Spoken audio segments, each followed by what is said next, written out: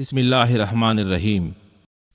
جب یہ بحث جاری تھی تو قریش کے کچھ آدمی دو مسافروں کو پکڑ کر سرداروں کے سامنے لے آئے۔ انہیں بتایا گیا کہ یہ دونوں آدمی جو اپنے آپ کو مسافر کہتے ہیں ہمارے خیموں کے ارد گرد گھوم پھر رہے تھے، اور ہمارے 4-5 آدمیوں سے انہوں نے پوچھا کہ تم لوگ کہاں جا رہے ہو۔ ان دونوں نے ابو سفیان اور دوسرے سرداروں کے سامنے بھی یہی بیان دیے کہ وہ مسافر ہیں، اور کسی جگہ کا نام لے کر کہا کہ وہ ادھر جا رہے ہیں۔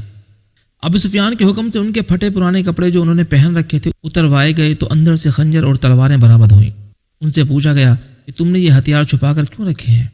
خالد کی نظر بہت تیز تھی، اسے شک ہوا کہ مسلمانوں کے جاسوس ہیں۔ ان دونوں کو قریش کی فوج کے سامنے کھڑا کر دیا گیا اور پوچھا گیا کہ انہیں کوئی پہچانتا ہے؟ 2-3 آوازیں آئیں کہ ہم انہیں پہچانتے ہیں، یہ مدینے کے رہنے والے ہیں۔ اس ایک کو میں اچھی طرح جانتا ہوں، قریش کے آدمی نے اٹھ کر کہا، اسے میں نے اپنے خلاف لڑتے ہوئے دیکھا تھا۔ تم اپنی زبان سے کہہ دو کہ تم محمد صلی اللہ علیہ وآلہ وسلم کے جاسوس ہو۔ ابو سفیان نے ان دونوں سے کہا، اور جاؤ میں تمہاری جان بخشی کرتا ہوں۔ دونوں میں سے ایک نے اعتراف کر لیا۔ جاؤ، ابو سفیان نے کہا، ہم نے تمہیں معاف کیا۔ دونوں جو واقعی مسلمانوں کے بھیجے ہوئے جاسوس تھے اور قریش کے عزائم معلوم کرنے آئے تھے، خوشی خوشی اپنے اونٹوں کی طرف چل پڑے۔ ابو سفیان کے اشارے پر کئی ایک تیر اندازوں نے کمانوں میں تیر ڈالے اور پیچھے سے ان دونوں مسلمانوں پر چلا دیے۔ دونوں کئی تیر اپنے جسم میں لے کر گرے، پھر اٹھ نہ سکے۔ کیا تم اس کا مطلب سمجھتے ہو؟ ابو سفیان نے اپنے قریب کھڑے سرداروں سے کہا، جاسوس بھیجنے کا مطلب یہ ہے کہ مسلمان ہارے نہیں، وہ ابھی یا کچھ ہی عرصے بعد ہم پر حملہ کرنے کا ارادہ رکھتے ہیں۔ فوراً مکہ کو کوچ کرو اور اگلی جنگ کی تیاری کرو۔ اگلے روز رسول اکرم صلی اللہ علیہ وآلہ وسلم کو کسی نے آ کر بتایا کہ اہل قریش نے جہاں پڑاؤ کیا تھا وہاں اپنے دونوں جاسوسوں کی لاشیں پڑی ہوئی ہیں، اور اہل قریش مکہ کو روانہ ہو گئے ہیں۔ خالد نے یہ پہلی جنگ لڑی، لیکن وہ سمجھتا تھا کہ وہ مسلمانوں کو شکست نہیں دے سکا ہے۔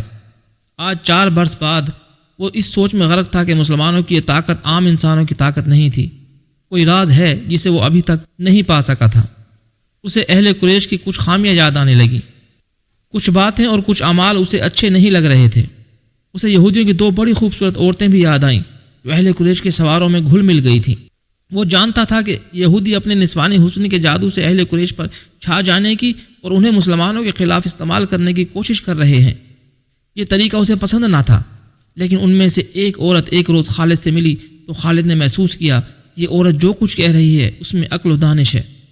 اس عورت کے حسن و جوانی کا اپنا ایک اثر تھا، لیکن طلسم جو اس کی زبان میں تھا اس کا اثر خالد نے بھی محسوس کیا تھا۔ کچھ دیر تک یہ عورت خالد کے خیالوں پر چھائی رہی۔ اس کا گھوڑا ہی نہلایا تو خالد جیسے خواب سے بیدار ہو گیا۔ وہ تیزی سے اٹھا، گھوڑے پر سوار ہوا اور پھر مدینے کے راستے ہو لیا۔ ولید کا بیٹا خالد شہزادہ تھا، عیش و عشرت کا بھی دل دادا تھا، لیکن فن حرب و ضرب کا جنون ایسا تھا کہ عیش و عشرت کو اس جنون پر حاوی نہیں ہونے دیتا تھا۔ مدینہ کی طرف جاتے ہوئے اسے وہ حسین و جمیل یہودن یاد آئی جس کا نام جوہادہ تھا۔ اس نے اس یہودن کو ذہن سے نکال دیا، لیکن جوہادہ رنگ برنگی تتلی بن کر اس کے ذہن میں اڑتی رہی۔ خالد اسے ذہن سے نکال نہ سکا۔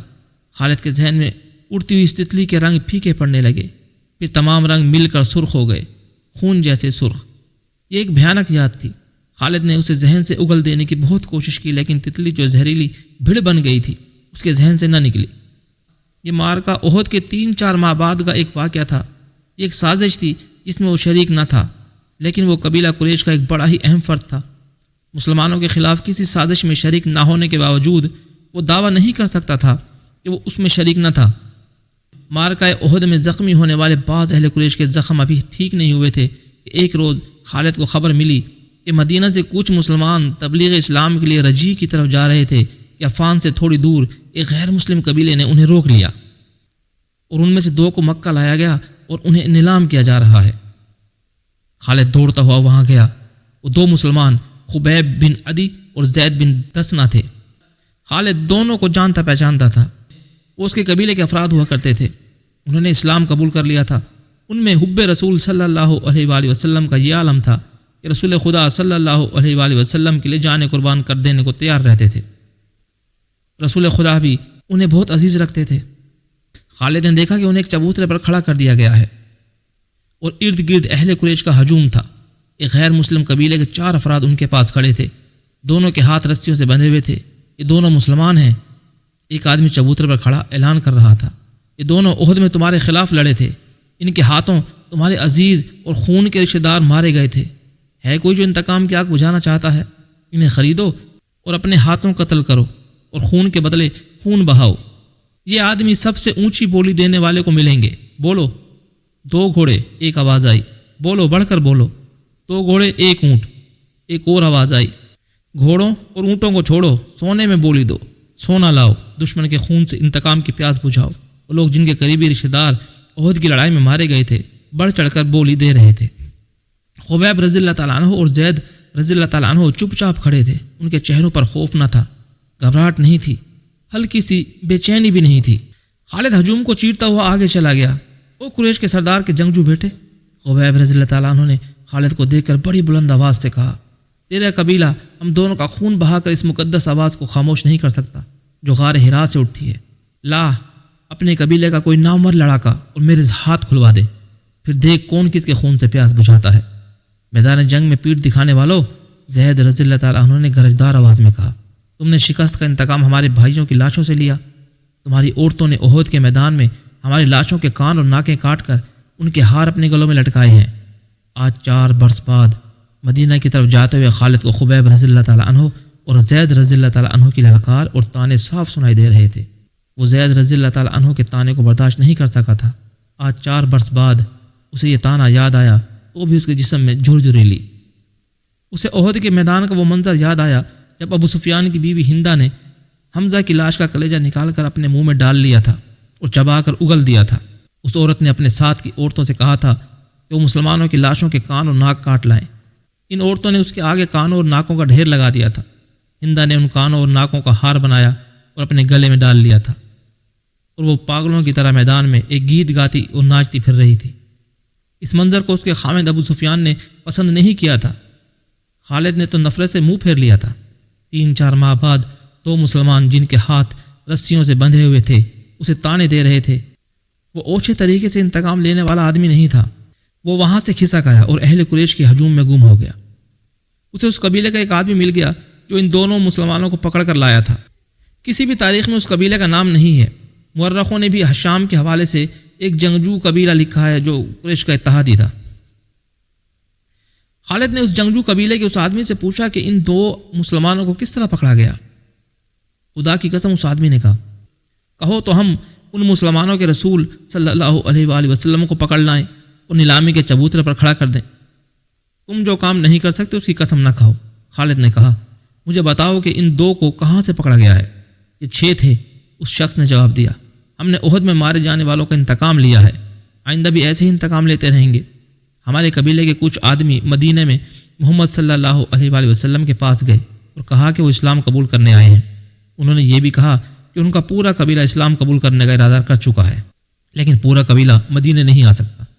ہمارے ان آدمیوں نے محمد صلی اللہ علیہ وآلہ وسلم سے کہا ان کے ساتھ چند ایک مسلمانوں کو ان کے قبیلے میں بھیجا جائے جو پورے قبیلے کو مسلمان کرے اور پھر قبیلے کو مذہبی تعلیم دینے کے لیے کچھ عرصہ وہیں رہیں۔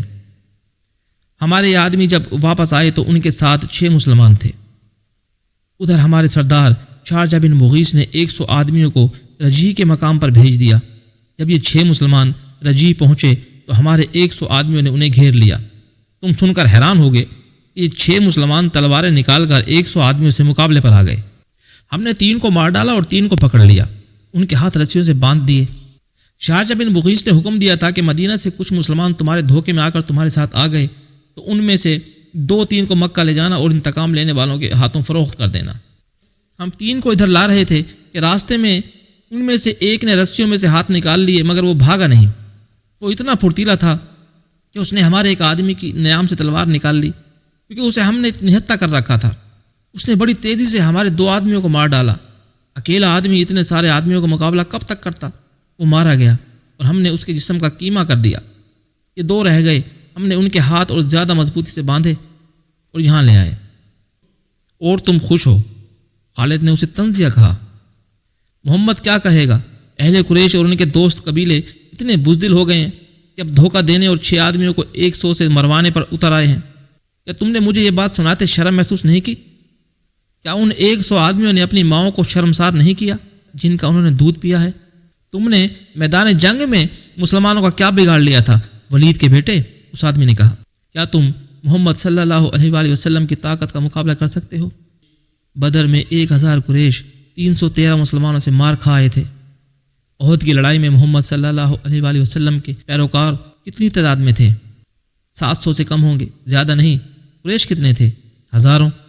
سن خالد بن ولید، محمد صلی اللہ علیہ وآلہ وسلم کے ہاتھ میں جادو ہے، جہاں جادو چلتا ہے وہاں تلوار نہیں چل سکتی، پھر تمہاری تلوار کس طرح چل گئی؟ خالد نے پوچھا۔ اگر محمد کے ہاتھ میں جادو ہے تو وہ تمہارے سردار چارچا بن مغیث کے دھوکے میں کس طرح آ گیا؟ اس کے 4 آدمیوں کو کس طرح مار ڈالا؟ ان 2 کو محمد کا جادو آزاد کیوں نہیں کرا دیتا؟ تم جس چیز کا مقابلہ کرنے کی جرت نہیں رکھتے اسے جادو کہہ دیتے ہو۔ ہم نے جادو کو جادو سے کاٹا ہے، چارچا بن مغیث کے قبیلے کے آدمی نے کہا۔ ہمارے پاس یہودی جادوگر آئے تھے، ان کے ساتھ 3 جادوگرنیاں بھی تھیں، ان میں سے ایک کا نام یوحادا ہے۔ ہم نے اپنی آنکھوں سے دیکھا ہے، ایک گھنی جھاڑی میں سے ایک برچی زمین سے سرکتی ہوئی باہر آئی، یہ برچی جھاڑی میں واپس چلی گئی اور سانپ بن کر واپس آئی، یہ سانپ واپس جھاڑی میں چلا گیا۔ مدینہ کی طرف جاتے ہوئے اسے یہ واقعہ یاد آ رہا تھا، وہ اسے یاد نہیں کرنا چاہتا تھا، لیکن زہریلی بھیڑوں کی طرح یہ یاد اس کے اوپر بھن بھناتی رہی۔ اسے یوحادا یاد آئی، وہ جادوگرنی تھی یا نہیں، اس کے حسن میں، جسم کی ساخت، مسکراہٹ اور بولنے کے انداز میں جادو تھا۔ اس نے چارچا بن مغیث کے اس آدمی کے منہ سے یوحادا کا نام سنا تو وہ چونکا۔